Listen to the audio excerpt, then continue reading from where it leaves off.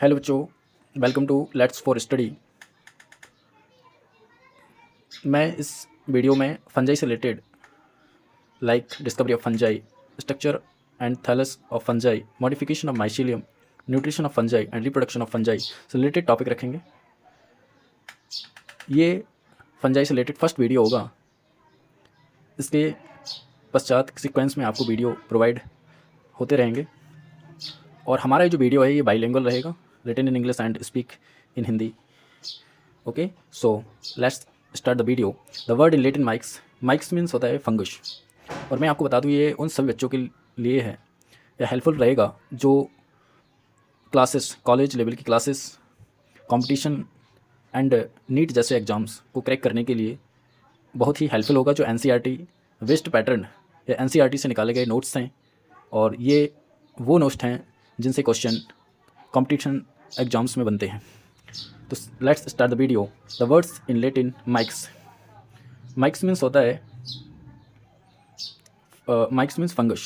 Okay, mycology, mycology biology की एक branch होती है, बायोलॉजी की एक ब्रांच है in which complete study of fungus, जिसके अंतर्गत फंगस की कंप्लीट स्टडी करते हैं।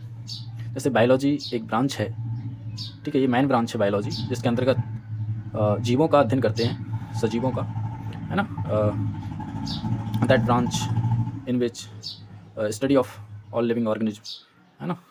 सो इसी तरीके से mycology is the sub branch of biology, है ना, in which complete study of fungus. The term fungus was used by Gaspard Bauhin. Term fungus, fungus term को सबसे पहले गैस्पर्ड वोहिन ने यूज किया था, लिखा है ना गैस्पर्ड वोहिन।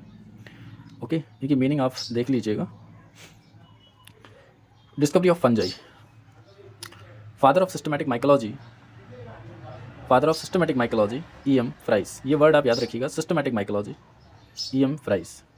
ही रॉट सिस्टेमा माइकोलॉजिकम, इन्होंने एक पुस्तक लिखा सिस्टेमा माइकोलॉजिकम।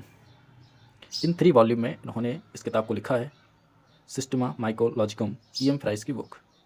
Father of modern mycology and plant pathology, यहाँ था systematic mycology E.M. Fries and यहाँ पर modern mycology and plant pathology H.A.D. Bary. तो आपको नाम याद रखना है सिर्फ D. Bary. Next father of Indian mycology and plant pathology E.M. Butler. तो आप बटलर भी याद रख सकते हैं कि father of Indian mycology and plant pathology Butler. एक कंप्लीट स्टडी ऑफ फंगस, जिसके अंतर्गत फंगस की कंप्लीट स्टडी करते हैं। जैसे बायोलॉजी एक ब्रांच है, ठीक है, ये मेन ब्रांच है बायोलॉजी, जिसके अंतर्गत जीवों का अध्ययन करते हैं, सजीवों का, है ना, that branch in which study of all living organism, है ना। सो इसी तरीके से mycology is the sub branch of biology, है ना, in which complete study of fungus. The term fungus was used by Gaspard Bauhin. Term fungus, fungus term को सबसे पहले गैस्पर्ड वोहिन ने यूज किया था, लिखा है ना।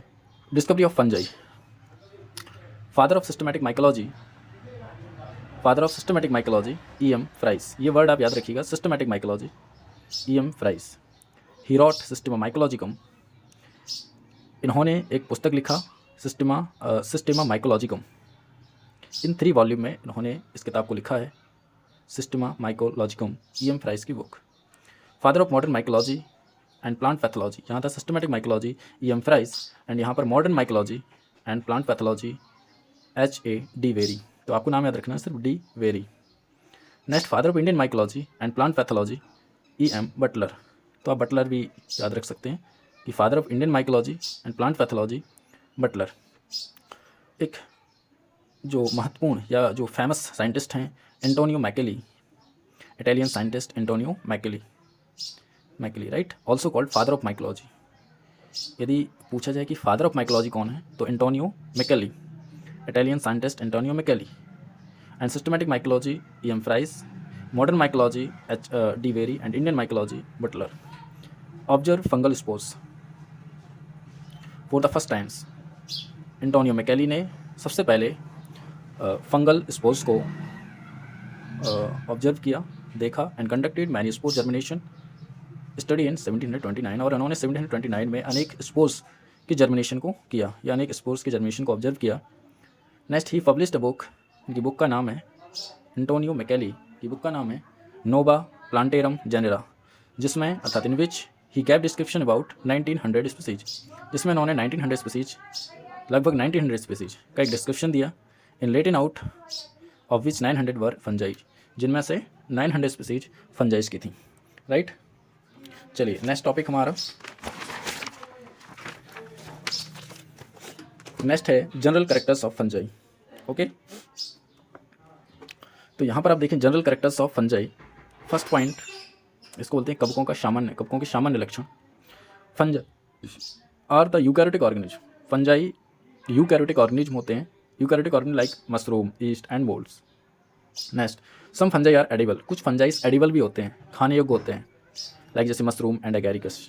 Okay, mushroom a rich source of protein and agaricus, while others are poisonous, कुछ जहरीले भी होते हैं जिनको खाने से डेथ कॉज हो सकता है। तो अमेनिटा है ना, अमेनिटा।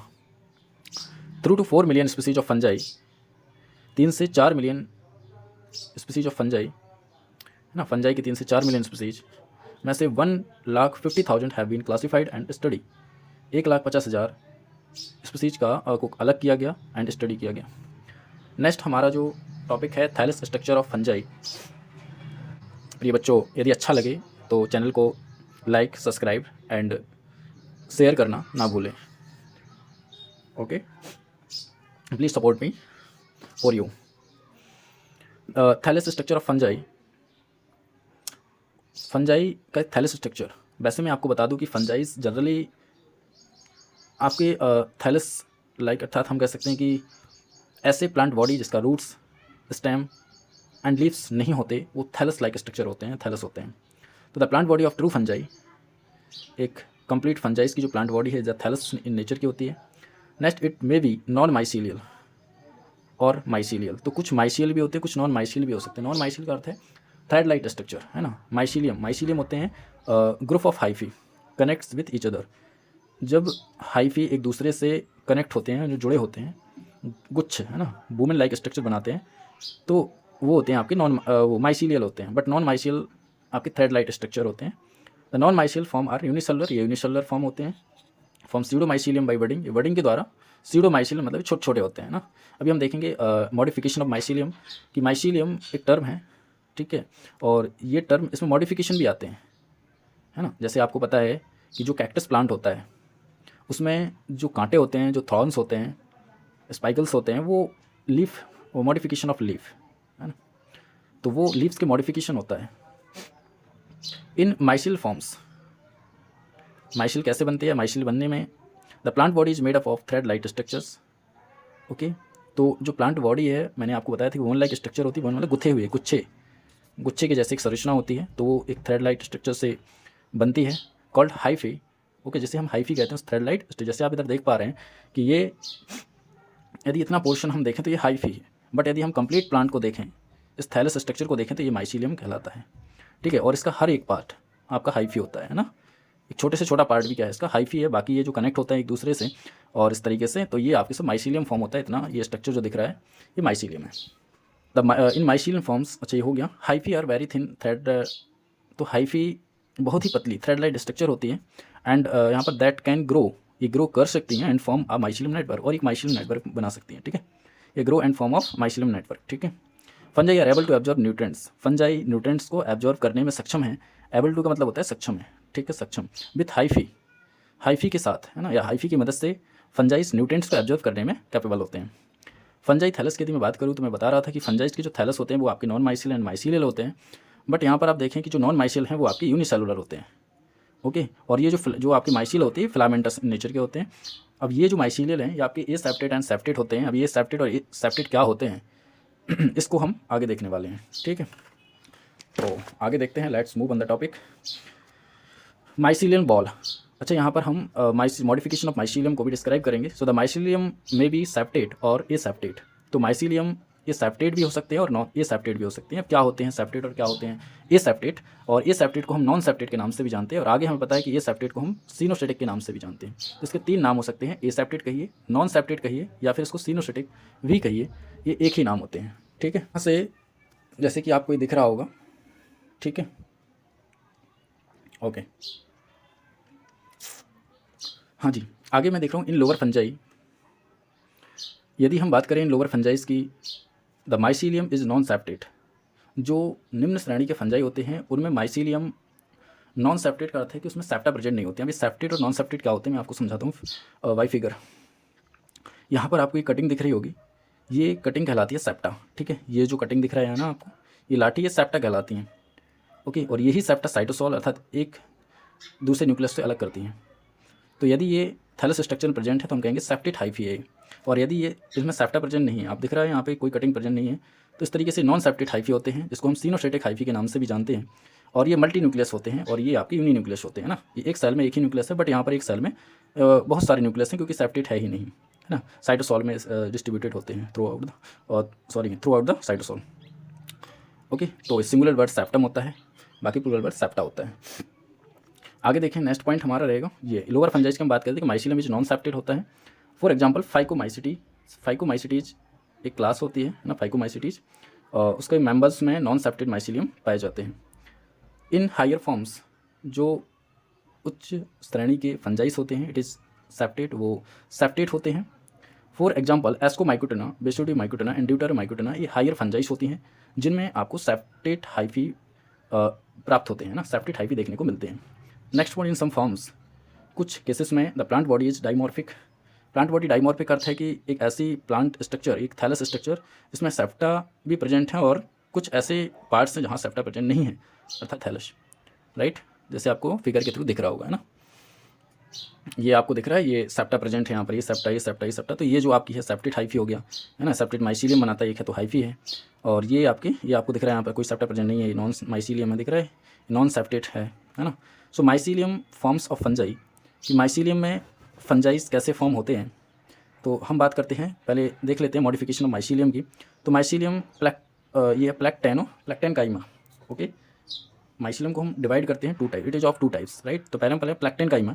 माइसीलियम आर इनटू क्लोजली और कंपैक्टली वुमेन स्ट्रक्चर होते हैं, उनको हम कहते हैं प्लैक्टेन काइमा। ओके, माइसीलियम कैसे होते हैं, लूजली और कंपैक्ट।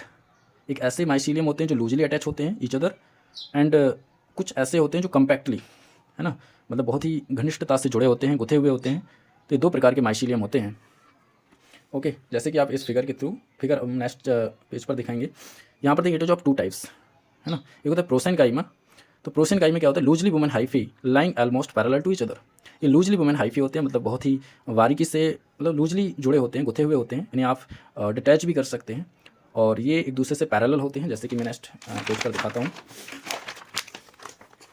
प्रोसेन काइमा। ओके, तो आपको ये स्ट्रक्चर में दिख रहा होगा, है ना, ये दिख रहा है आपको, दिख रहा है ना, ये आपके होते हैं प्रोसेन काइमा, ये एक दूसरे से लूजली अटैच होते हैं, है ना, और थ्रेड लाइट स्ट्रक्चर होते हैं, और ये हैं, ठीक है। तो ये आपके नॉन माइसीलियम है, यूनिसेलुलर होते हैं। ये आपके सूडो और पैरेन्काइमा, जो कि मैं इधर देख रहा हूँ, pseudo parenchyma. It is the hyphae are closely interwoven. ये हाइफी हैं जो कि क्लोजली इंटरवुमेन होते हैं, एक दूसरे से धसे होते हैं, लुकिंग लाइक पैरेन्काइमा इन क्रॉस सेक्शन, ठीक है। एक यदि हम पैरेन्काइमा का क्रॉस सेक्शन देखें तो जिस तरीके से पैरेन्काइमा पता है एक टिश्यू है ना, सेल, आपने प्लांट टिश्यू के नाम पढ़े होंगे, है ना, कोलेनकाइमा, पैरेन्काइमा, राइट। तो यदि हम एक पैरेन्काइमा स्ट्रक्चर का क्रॉस सेक्शन देखें तो उस तरीके से हमें धसे हुए दिखाई देते हैं सूडो पैरेन्काइमा।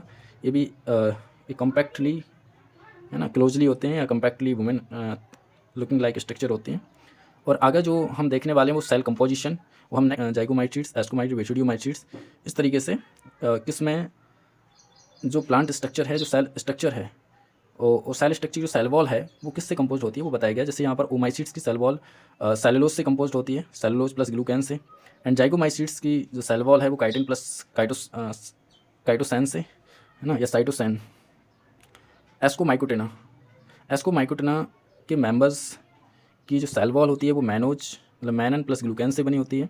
और बेसिडियोमाइकोटिना की जो सेल वॉल है वो काइटिन प्लस मैनन से बनी होती है। तो ये याद रखिएगा, ये क्वेश्चन पूछते हैं कि ऐसा कौन सा ग्रुप है, डिवीजन है ना, क्लास मेंबर है जिसकी सेल वॉल सेलुलोज से कंपोज होती है, तो वो है ओमाइसीट्स, ओके, प्लस ग्लूकैन। तो main storage molecule is glycogen होता है फंजाइस में। Fungi help to recycle the nutrients of dead organic matter, जो कि फंजाइस, आपको पता है फंजाई एंड बैक्टीरिया जो होते हैं, ये जो dead and decaying organic matter होते हैं वो रिसाइकलिंग में हेल्प करते हैं, राइट। तो अगला हमारा टॉपिक होगा न्यूट्रिशन इन फंजाई। ओके, तो ये न्यूट्रिशन इन फंजाई हम नेक्स्ट वीडियो में देखेंगे। यहाँ से ये जो आपको दिख रहा है आगे, ये जो कि फंजाई आर क्लोरोफ्लश ये क्लोरोफ्लश ऑर्गेनिज्म होते हैं। तो ये हम सब नेक्स्ट वीडियो में देखेंगे कि फंजाई में जब क्लोरोफिल प्रेजेंट नहीं होता तो फिर ये न्यूट्रिएंट्स कहाँ से रिसीव करते हैं। Okay, thank you for watching me.